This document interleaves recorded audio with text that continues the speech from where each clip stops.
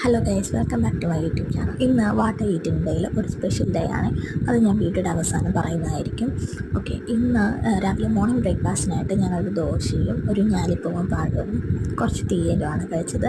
ഇന്ന് ഞാൻ ചായ കുടിച്ചിട്ടില്ല, വെള്ളമാണ് കുടിച്ചത്. സാറ്റർഡേസിന് ഞാൻ ചായ കുടിക്കാറില്ല.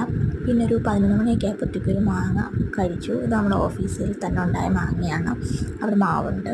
പിന്നെ ഓഫീസിൽ ഇടയ്ക്കിടയ്ക്ക് ഇങ്ങനെ ചോക്ലേറ്റ്സ് ഒക്കെ വാങ്ങിക്കാറുണ്ട്. അപ്പോൾ അതിൽ നിന്ന് 2 ചോക്ലേറ്റ് കഴിച്ചു. ഞാൻ അങ്ങനെ ഒരു സ്വീറ്റ് ലവറല്ല, ഇടയ്ക്ക് കഴിക്കും.